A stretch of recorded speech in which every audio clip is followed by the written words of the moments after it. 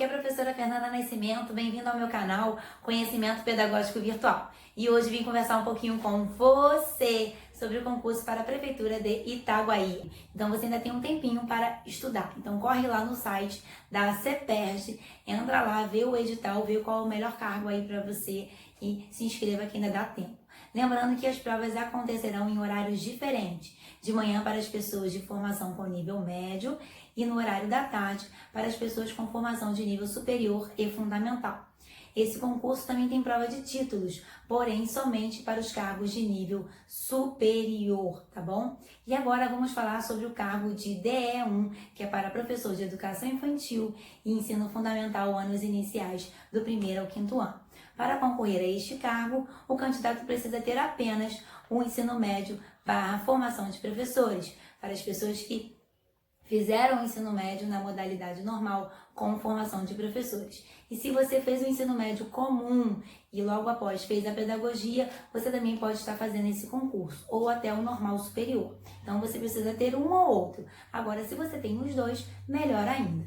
Lembrando que é um total de 424 vagas, a pessoa terá que trabalhar 25 horas semanais, então de 8 a meio-dia e meio, ou então de 1 às 5h30, tá bom? E o salário está no total de R$ 1.803,84.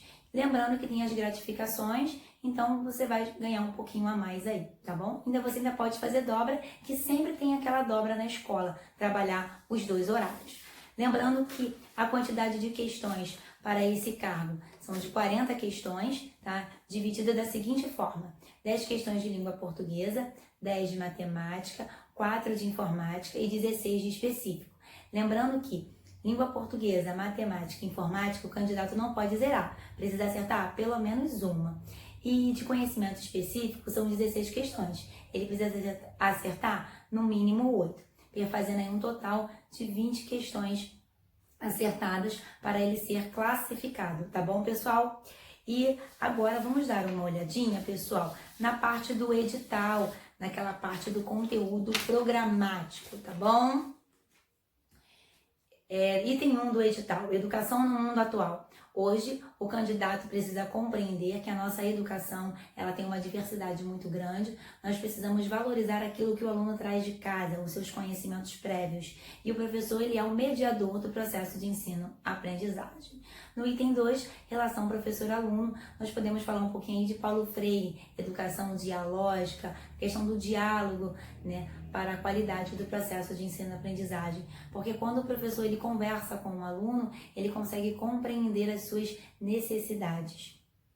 Função e papel social da escola. Sabemos hoje que a escola ela tem aí o papel de estar ajudando no desenvolvimento pleno do educando em todos os aspectos, físico, psicológico, motor, social, ambiental agora. Então, é importante o professor compreender, o candidato compreender a importância social dessa escola. A escola hoje, ela está aí para transformar a vida desse aluno. O outro item é os problemas de aprendizagem. Aconselho a você a procurar uma autora chamada Simaia Sampaio, que ela fala sobre as principais dificuldades de aprendizagem que permeiam o ambiente escolar e dentre essas dificuldades, ela fala sobre dislexia e ela até faz alguns questionamentos. A criança ela tem dislexia ou ela foi mal alfabetizada? Ela também fala da descalculia. A criança ela tem descalculia ou ela não sabe fazer os cálculos corretamente, não foi ensinada corretamente, né? Não conseguiu aprender corretamente como calcular. Depois temos a dislalia, que nós podemos associar o Cebolinha da Turma da Mônica, que ele troca o L pelo R na hora de falar. Temos a desortografia e a disgrafia, que acaba sendo consequência da dislexia. Temos também o TDAH, que pode ser TDA sem hiperatividade e TDAH com hiperatividade. Então, são as principais dificuldades de aprendizagem que acaba permeando aí o cotidiano escolar, tá bom? Depois nós temos os aspectos físicos, psíquicos e sociais que acabam afetando o desenvolvimento dessa criança e acaba afetando também o processo de ensino-aprendizagem. Recreação e atividades recreativas, nós podemos citar aí Piaget e Kishimoto, que vai estar falando do brincar na educação, a importância desse brincar no desenvolvimento das crianças. Depois, aprendizagem, leitura e escrita. Nós podemos falar de Magda Soares, podemos falar também um pouquinho de Paulo Freire, a alfabetização através aí do letramento, da leitura de mundo. A didática, métodos, técnicas, recursos e materiais didáticos. Podemos citar Libânio, que é um autor que vai falar aí da didática, do planejamento, a importância desses métodos e recursos para o planejamento educacional. No processo de ensino-aprendizagem, nós temos a avaliação. A avaliação, ela tem uma relação íntima com o processo de ensino-aprendizagem, porque esse processo de ensino-aprendizagem, ele precisa ser constantemente avaliado para ver o que precisa ser modificado.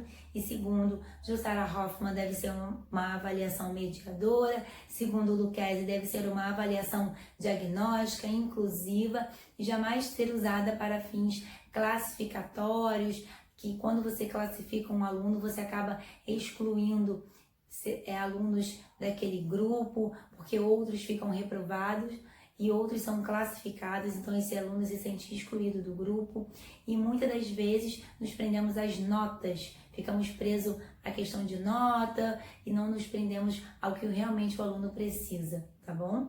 Depois nós temos planejamento de aula e avaliação. Mais uma vez a avaliação aí junto com o planejamento de aula. O planejamento também precisa ser avaliado. O professor precisa avaliar a sua prática. Caso necessário, terá que fazer um novo planejamento. Depois nós temos o desenvolvimento da linguagem oral, escrita, da audição e da leitura, métodos, técnicas e habilidades. Que atividades nós podemos estar utilizando para o desenvolvimento dessas linguagens. Depois nós temos instrumentos e atividades. Que instrumentos, que atividades nós podemos utilizar num ambiente pedagógico para melhorar a qualidade da educação e desenvolver os nossos alunos. Depois nós temos os métodos de alfabetização. Aí eu te aconselho a procurar a Emília Ferreiro, que ela vai estar falando aí sobre as fases da alfabetização. Silábico, pré-silábico, silábico alfabético. Depois, as tendências pedagógicas de Lucchesi, lembrando que as tendências pedagógicas se dividem em 2 grupos, liberal, que é extremamente tradicional, conteudista, ensino mecânico, e as tendências progressistas, totalmente críticas, fazem uma crítica à tendência tradicional e valoriza a realidade do aluno. Depois nós temos o papel do professor, que ele é o mediador do processo de ensino-aprendizagem, acolhedor, né? Vai estar acolhendo esse aluno. Depois nós temos alguns autores, de Crowley, Maria de Montessori, que trabalhou aí a autoeducação, Freinet, as aulas a passeio, o jornal da escola, Rousseau, Vygotsky, a ZDP, Piaget, os estágios de desenvolvimento e a assimilação e a acomodação. Paulo Freire alfabetizou 300 cortadores de canas em 45 dias, partindo de temas geradores, uma tendência libertadora, libertar os alunos da opressão. E depois nós temos o Herbert. Depois, Psicologia da Educação, Piaget, Vygotsky, Vallon, Skinner, Pavlov. Depois nós temos Psicologia da Aprendizagem e do Desenvolvimento, como esses alunos se desenvolvem. Didática Geral, Libânio. E agora nós vamos para a Constituição Federal, os artigos do 205 ao 214. Dá uma olhadinha com calma no 214, porque ele vai falar aí do Plano Nacional de Educação, que tem duração de 10 anos, está na vigência do 2014 a 2024. Então, o que interessa para a gente nesse Plano Nacional de Educação é a meta 1 e a meta 2. Então, dá uma olhadinha nesse Plano Nacional de Educação. Depois nós temos o referencial curricular da educação infantil. Lembrando que quando esse referencial foi elaborado, a educação infantil era de 0 a 6 anos e hoje é de 0 a 5. Depois nós temos os PCNs, Parâmetros Curriculares Nacionais. O que nos interessa nos PCNs são os temas transversais. Lembrando que a LDB já sancionou outros temas transversais, como os símbolos nacionais, selo, hino, bandeira e brasão, como alimentação saudável, bullying.